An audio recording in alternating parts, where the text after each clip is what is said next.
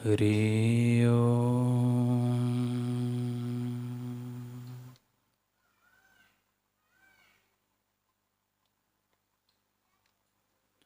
हरि ओम।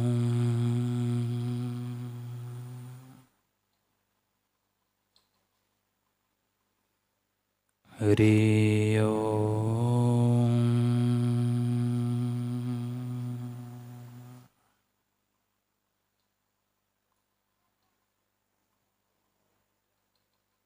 ओम श्री सद्गुरु परमात्मने नमः। श्री योग वशिष्ठ महारामायण।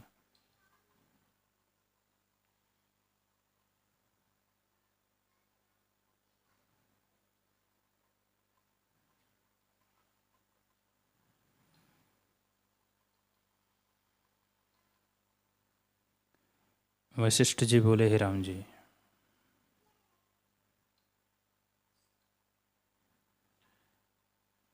जो ज्ञानवान सम्यकदर्शी है उनका चित्त चेतनता के लिए स्थिर होता है। वह चेतनता दो प्रकार की है। एक तो योगी की होती है, जिससे वह समाधि में मन को स्थिर करता है। वह समाधिनिष्ठ चित्त है, जड़ता नहीं। जैसे सुषुप्ति में जड़ता होती है, वैसी जड़ता वह नहीं है। दूसरे ज्ञानवान जीवन मुक्त के चित्त की वृत्ति सम्यक ज्ञान से स्थिर होती है, क्योंकि उसका चित्त वासना से रहित है। यही स्थिति है। जिसका चित्त इस प्रकार स्थिर है, उसी पुरुष को शांति होती है।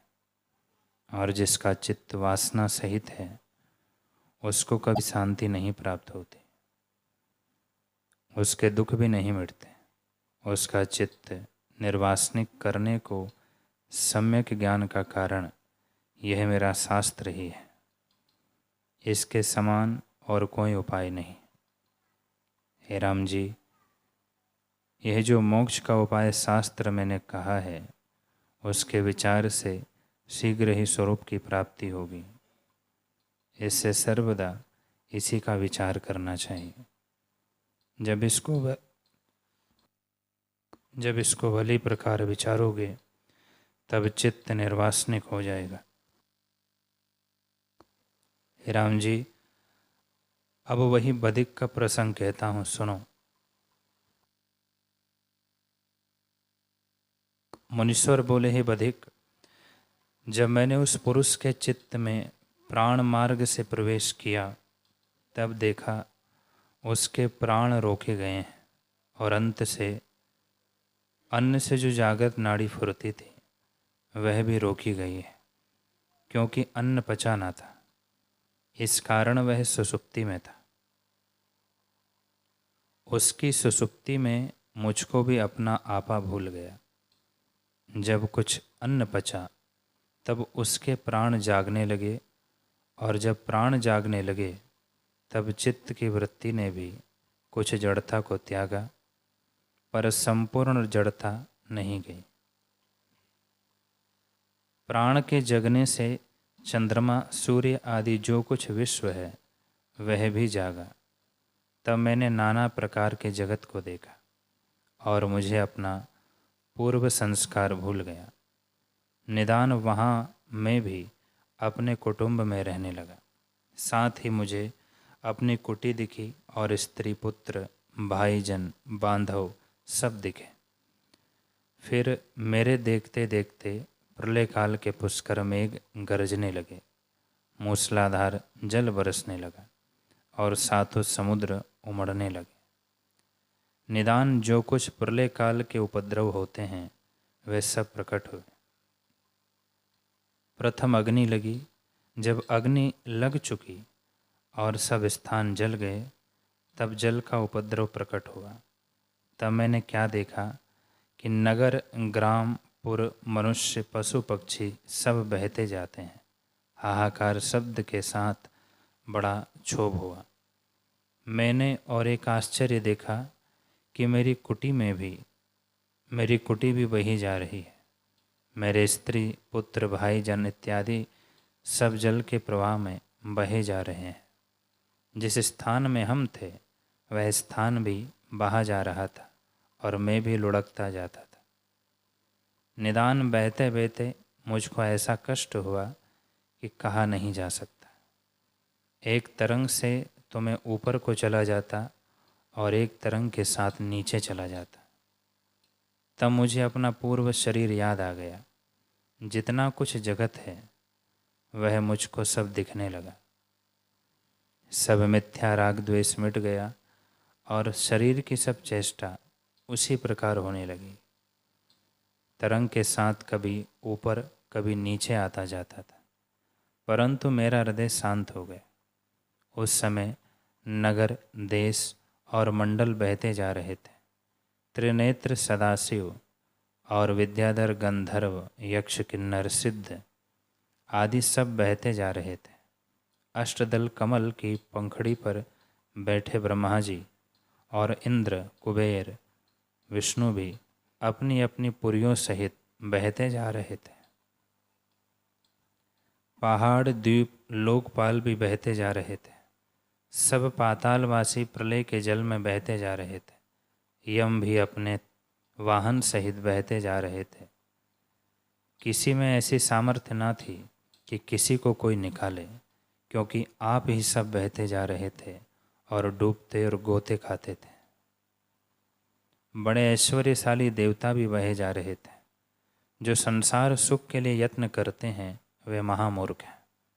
लोग जिनके लिए यत्न करते हैं वह सुख और सुख के देने वाले सब बहते जा रहे थे। वैसे ही सब ऋषिवर भी बहते जा रहे थे। हे बधिक, मैंने इस प्रकार उसके स्वप्न में महाप्रलय होता देखा। बधिक ने पूछा, हे मुनीश्वर, यह महाप्रलय तुमने कहा कि उसमें ब्रह्मादिक भी बहते जा रहे थे, परंतु ब्रह्मा, विष्णु, रुद्रादिक तो स्वतंत्र ईश्वर है। वे परतंत्र हुए बहते जाते आपने कैसे देखे? वे अंतर्धान क्यों ना हुए? मुनीश्वर बोले, हे बधिक, यह जो प्रलय हुआ सो क्रम से नहीं हुआ। जब क्रम से प्रलय होता है तब ये ईश्वर समाधि से ईश्वर को अंतर्धान कर लेते हैं। तब ये ईश्वर समाधि से शरीर को अंतर्धान कर लेते हैं, परंतु यहाँ तो अंतर्धान होने से पहले ही जल चढ़ गया। इसका कुछ नियम नहीं, क्योंकि यह जगत ब्रह्म रूप है। इसमें क्या आस्था करनी है? स्वप्न में क्या नहीं बनता, और स्वप्न भ्रांति से विपर्य भी होते हैं, इसलिए उनको बहते देखा। व्याध ने पूछा, हे मुनीश्वर, जब वह स्वप्न भ्रम था तो उसका वर्णन क्यों किया? मुनीश्वर बोले, हे बधिक, तुझसे इस समानता का अर्थ कहता हूँ। मैं कह चुका हूँ कि स्थावर जंगम जगत बहता देखा और साथ ही में मैं भी बहता जाता था। जल की लहरें उछलती थी और उन तरंगों में मैं भी उछलता था, परंतु मुझको कुछ कष्ट ना होता था। निदान मैं बहता बहता एक किनारे पर जा लगा। उसके पास एक पर्वत था, उसकी कंदरा में पहुंचा। वहाँ मैंने देखा कि जीव बहते हैं और जल भी सूखता जाता है। जल के सूखने से कीचड़ हो गई। किसी जगह जल रहा, उसमें कोई डूबते दिखते थे। कहीं ब्रह्मा के हंस, कहीं यम के वाहन और कहीं विष्णु के वाहन कीचड़ में पहाड़ की नई डूबते देख पड़ते थे। कहीं इंद्र के हाथी और विद्याधर आदि वाहन कीचड़ में धसे देख पड़े। देवता, सिद्ध, गंधर्व, लोकपाल भी देखे। इससे मुझे आश्चर्य हुआ। हे बधिक, इस प्रकार देखता हुआ जब मैं पहाड़ की कंदरा में सो गया, तब मुझको अपनी संबित में स्वप्न आया। उसमें मैंने चंद्रमा, सूर्य आदि नाना प्रकार के भूत जलते देखे, नगर और पर्वत जलते देखे और जगत बड़े खेद को प्राप्त हुआ देखा। जब रात्रि हुई तो वहाँ सोया हुआ स्वप्न देखता रहा। दूसरे दिन फिर मैंने उसमें जगत देखा। सूर्य, चंद्रमा, देश, नदियाँ, समुद्र, मनुष्य, देवता, पशु, पक्षी नाना प्रकार की क्रियाएं करते देख पड़ने लगे। मैंने अपना 16 वर्ष का शरीर देखा। मुझे अपने पिता और माता देख पड़े। उनको देख मैंने पिता और माता जाना और उन्होंने मुझको अपना पुत्र जाना। निदान स्त्री, कुटुंब, बांधव समस्त मुझको देख पड़े। मैं बोध से रहित और तृष्णा सहित था। इससे मुझ में अहम मम का अभिमान जगा। मैंने एक ग्राम में, जहाँ मेरा गृह था, ईंट और काष्ठ संग्रह करके एक कुटी बनाई। उसके चौफेर बेल बूट लगाकर एक आसन बनाया, जहाँ कमंडलू और माला पड़ी थी। मैं ब्राह्मण था। मुझको धन कमाने की इच्छा हुई और जो कुछ ब्राह्मण का आचार व चेष्टा थी वह भी मैं करता था। बाहर जाकर ईंट और काष्ठ ले आता और आकर कुटी बनाता था। यह चेष्टा मेरी होने लगी। शिष्य और सेवक मेरी पूजा करने लगे। मैं यथा योग्य उनको आशीर्वाद देता था। इस प्रकार गृहस्थ आश्रम में मैं चेष्टा करने लगा। मेरे मन में यह विचार उपजा कि यह कर्तव्य है, इसके करने से भला होता है। नदियों और तालाबों में मैं स्नान करता, गौ की टहल करता और अतिथि की पूजा करता था। हे वधिक, इस प्रकार चेष्टा करता मैं 100 वर्ष तक वहाँ रहा। तब एक समय मेरे घर में एक मुनीश्वर आए।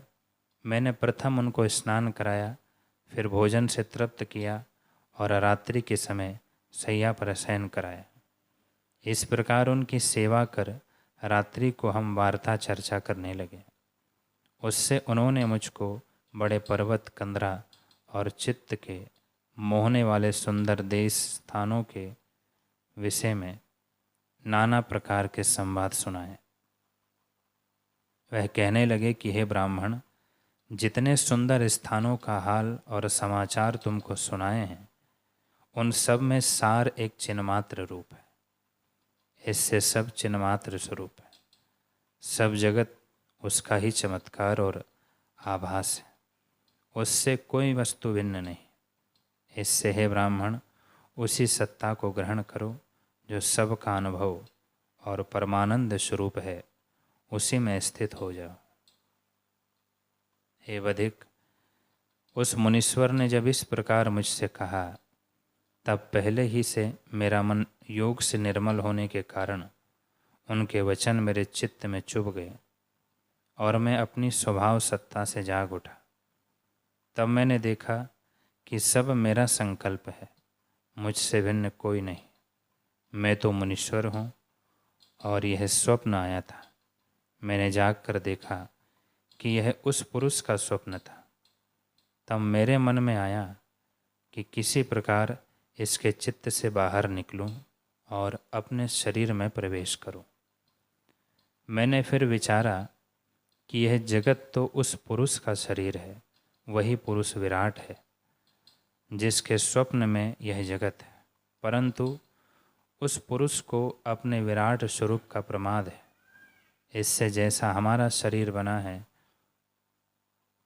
उसके स्वप्न में वह भी वैसा एक दूसरा विराट बन पड़ा है। तो फिर उस विराट को कैसे जानिए कि उसके चित्त से निकला जाए। हे बधिक, इस प्रकार विचार कर मैंने पद्मासन बांधा और योग की धारणा कर उस विराट स्वरूप के शरीर को देखा। फिर जहाँ चित्त की वृत्ति जगती थी, उसके साथ मिलकर और प्राण के मार्ग से निकलकर मैंने अपनी कुटी को और उसमें अपने शरीर को पद्मासन लगाए देखा। तब मैंने उसमें प्रवेश करके नेत्र खोले तो अपने सामने शिष्य बैठे देखे। वह पुरुष सोया था, उसको भी देखा। एक मुहूर्त बीता, तब मुझे आश्चर्य हुआ कि ब्रह्म में क्या क्या चेष्टा देख पड़ती है। यहाँ एक मुहूर्त बीता है और वहाँ मैंने 100 वर्ष का अनुभव किया। बड़ा आश्चर्य है कि भ्रम से क्या नहीं होता। फिर मैंने मेरे मन में आया कि उसके चित्त में प्रवेश करके कुछ और कौतुक भी देखूं। तब प्राण के मार्ग से उसके चित्त में मैंने प्रवेश किया तो देखा अगली कल्पना बीत गई है। बांधव, पुत्र, स्त्री, माता पिता आदि सब नष्ट हो गए हैं और दूसरा कल्प आ गया है, उसका भी प्रलय हो गया। 12 सूर्य उदय होकर विश्व जलाने लगे हैं, बड़वाग्नि जलने लगी है, मंदराचल और अस्त्याचल पर्वत जलकर टूक टूक हो गए हैं, पृथ्वी जर्जर हो गई है, स्थावर जंगम जीव हाहाकार कर रहे हैं, बिजली चमकती है। तब बड़ा क्षोभ हुआ। हे बधिक, मैं अग्नि में जा पड़ा, मेरा शरीर भी जलने लगा, परंतु मुझको कुछ कष्ट ना हुआ। जैसे किसी पुरुष को अपने स्वप्न में कष्ट प्राप्त हो और जब जाग उठे तो कुछ कष्ट नहीं, वैसे ही अग्नि का कष्ट मुझको कुछ न हुआ। मैं अपने को वही जागृत वाला रूप जानता था, जगत प्रलय को ब्रह्मात्र जानता था, इस कारण मुझको कष्ट न होता था। चेष्टा तो मैं भी उसी प्रकार देखता और करता था, परंतु हृदय से ज्यों का त्यों शांत चित्त था और लोग अग्नि के क्षोभ से कष्ट पाते थे।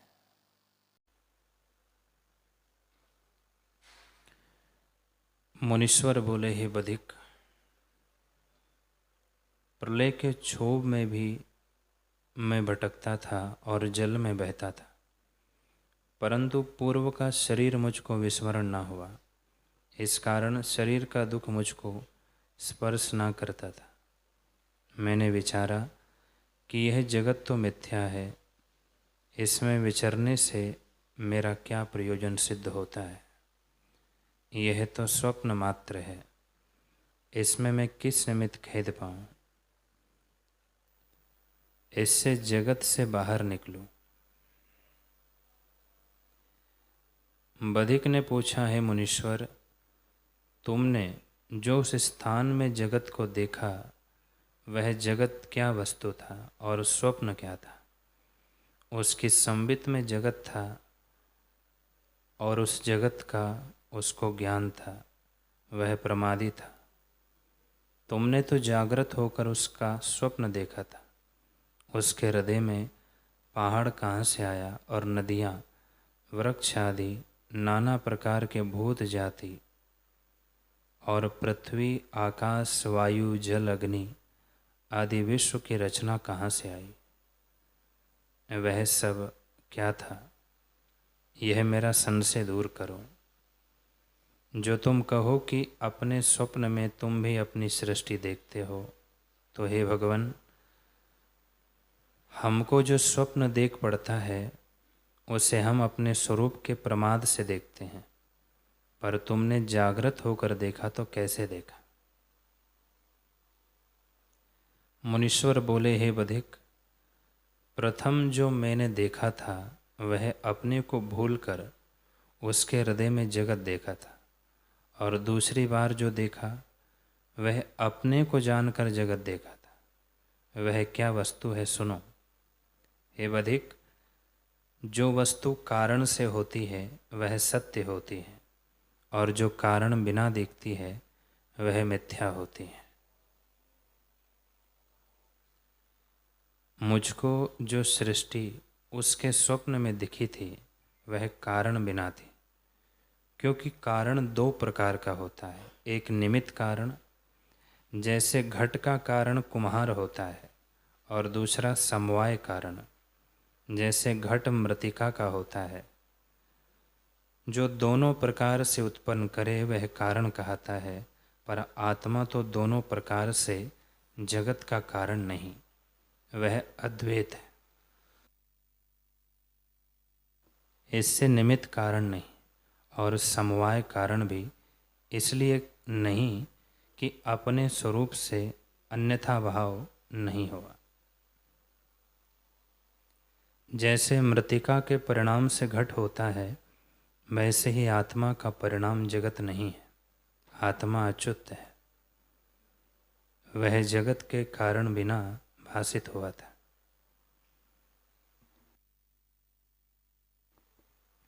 इससे ब्रह्मात्र ही था।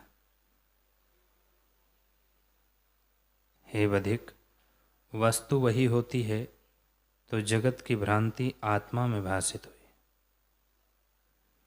इसलिए जगत आत्मरूप हुआ। जब सृष्टि उपजी ना थी तब अद्वैत आत्म सत्ता थी, उसमें संवेदन जगने से जगत हुए कि नहीं उदय हुआ। सो क्या हुआ? जैसे सूर्य की किरणों में जल दिखता है तो वह किरण ही जल रूप प्रतीत होती है, वैसे ही ये जगत आत्मा का आभास है। आत्मा ही जगत रूप होकर भासित होता है।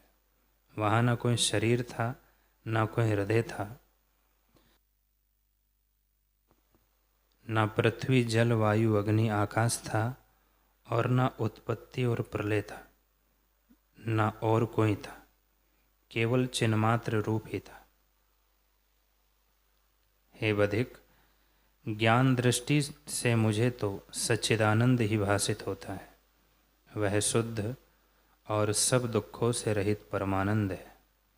जगत भी वही रूप है। तुम सरीखे को जो जगत शब्द अर्थ रूप भासित होता है, सो आत्मा में कुछ हुआ नहीं, केवल चिन्मात्र सत्ता है।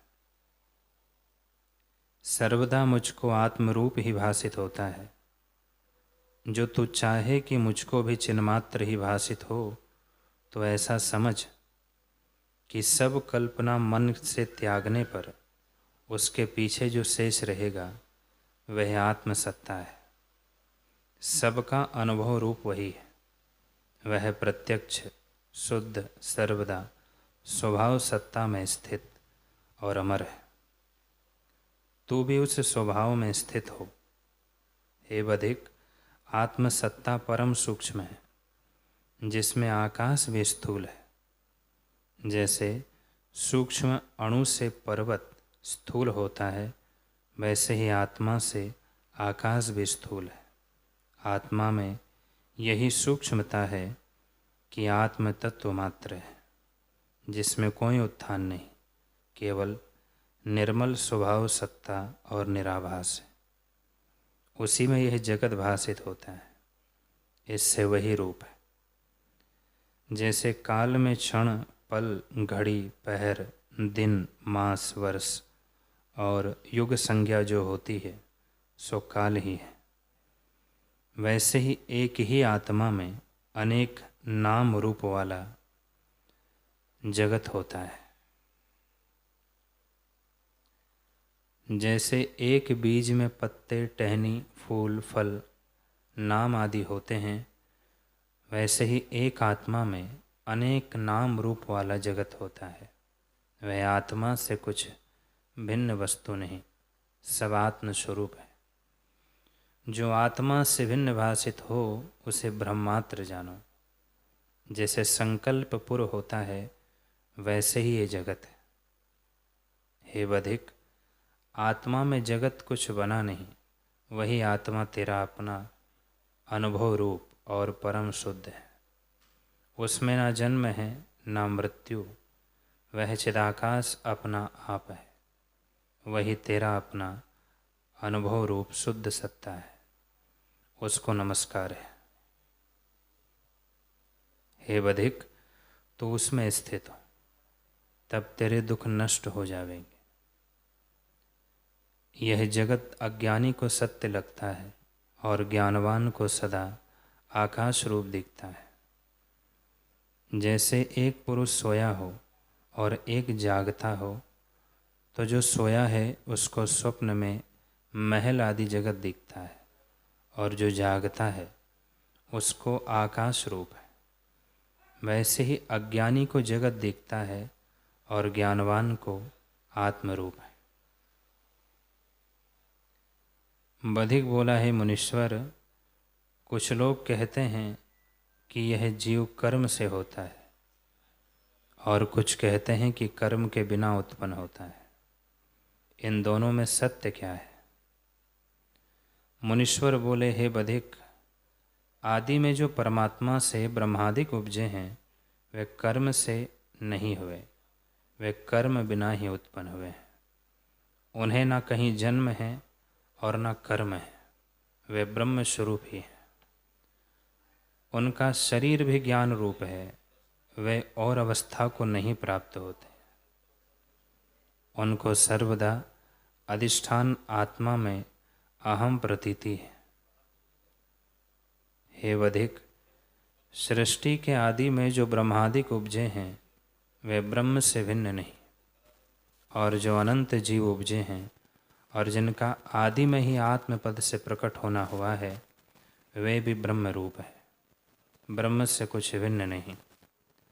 आदि सबका चेतन ब्रह्म स्वयंभू है, परंतु ब्रह्मा विष्णु रुद्रादिक को अविद्या ने स्पर्श नहीं किया, वे विद्या रूप है। दूसरे जीव अविद्यावश प्रमाद करके परतंत्र हुए हैं, वे कर्म करके कर्म के वश हुए हैं और संसार में शरीर धारण करते हैं। जब उनको आत्मज्ञान की प्राप्ति होती है तब वे कर्म के बंधन से मुक्त होकर आत्मपद को पाते हैं।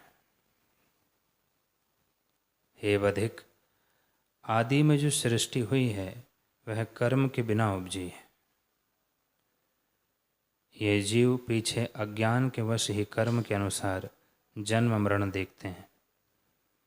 जैसे स्वप्न की सृष्टि आदि में कर्म के बिना उत्पन्न होती है और पीछे कर्म से उत्पन्न होती भासित होती है, वैसे ही ये जगत है। आदि में जीव कर्म के बिना उपजे हैं और पीछे कर्म के अनुसार जन्म पाते हैं। ब्रह्मादिक के शरीर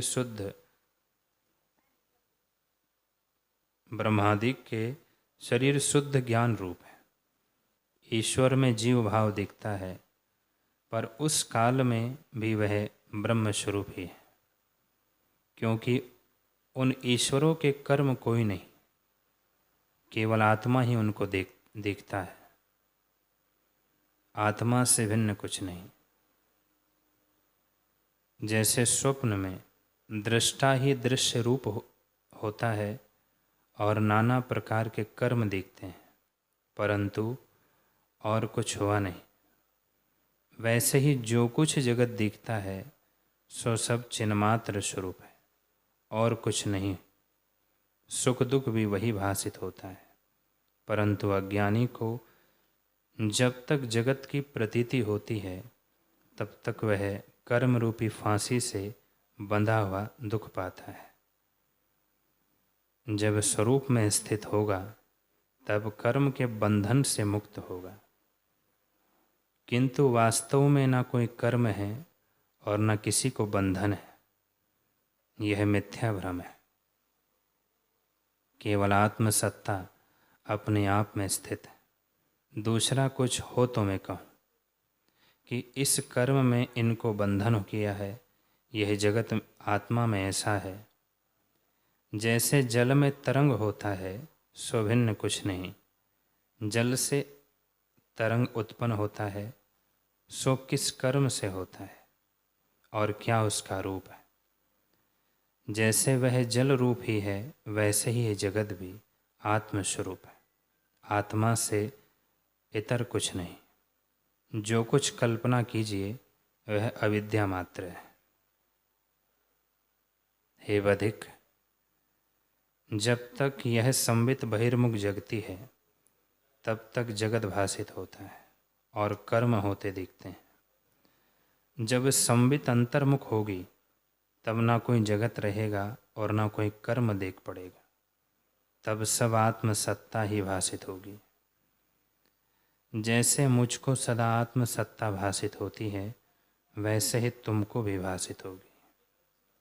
हे बधिक, जो ज्ञानवान पुरुष हैं उनको जगत आत्म तत्व दिखाई देता है, और जो अज्ञानी हैं उनको प्रमाद से द्वैत रूप भासित होता है।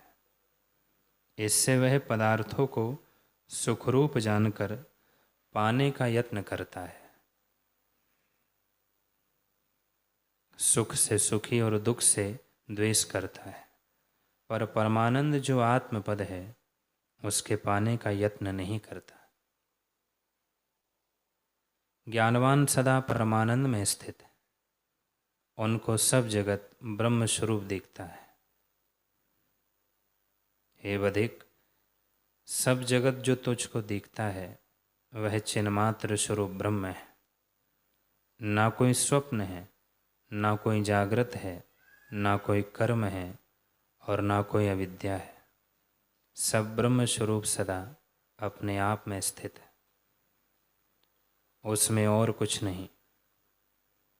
जैसे जल में आवर्त होता है परंतु जल से भिन्न कुछ नहीं होता, वैसे ही ब्रह्म में जगत हुए कि नहीं भासित होता है, परंतु ब्रह्म से भिन्न कुछ नहीं है। तो विचार करके सब जगत ब्रह्म स्वरूप देख, तब तेरे दुख मिट जावेंगे। जब तक विचार करके स्वरूप ना पावेगा तब तक दुख ना मिटेगा। जब स्वरूप को पावेगा तब सब कर्म नष्ट हो जावेंगे। जितना विचार होता है उतना ही सुख मिलता है।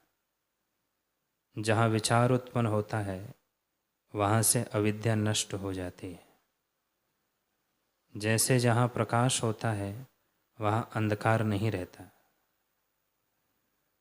वैसे ही जहाँ सत्य असत्य का विचार उत्पन्न होता है वहाँ अविद्या का अभाव हो जाता है। वह फिर संसार चक्र में नहीं फंसता, बल्कि परम पद को प्राप्त होता है। जिस ज्ञानवान को यह पद प्राप्त हुआ है वह दुखी नहीं होता।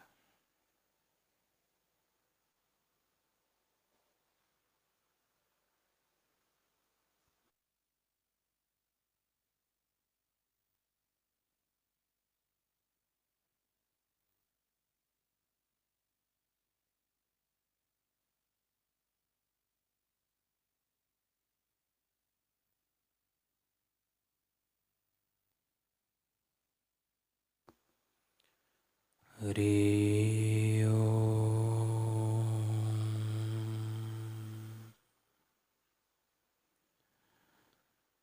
हरि